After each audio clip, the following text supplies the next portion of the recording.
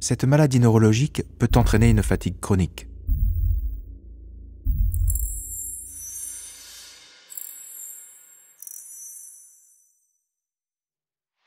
L'année où une sclérose en plaques progressive est diagnostiquée à Philippe, il se met au triathlon.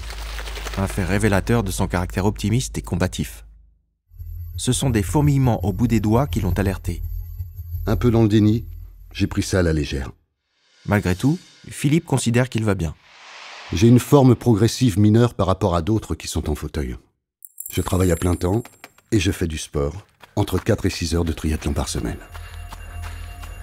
C'est la fatigue qui le gêne le plus. Comme pour tout symptôme invisible, il faut souvent l'expliquer à ses proches. Ma compagne m'a beaucoup aidé et soutenu. Mais parfois, ne sachant pas que je suis fatigué, elle me propose des activités que je ne peux pas faire. Au début, je ne disais rien, mais maintenant je la préviens quand je n'en peux plus, et elle comprend tout à fait. En revanche, ses amis ne comprennent pas pourquoi il n'est pas toujours dans l'ambiance. En soirée, je perds parfois le fil de la conversation. Je décroche à cause de la fatigue, mais je reste quand même jusqu'au bout.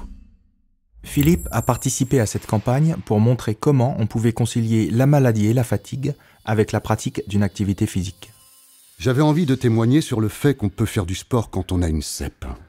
Moi, cela m'aide beaucoup, même si c'est à double tranchant. Le sport peut enlever la fatigue de la CEP au moment où j'en fais. 2 heures après, il y a souvent un retour de bâton, mais pour moi, le jeu en vaut la chandelle.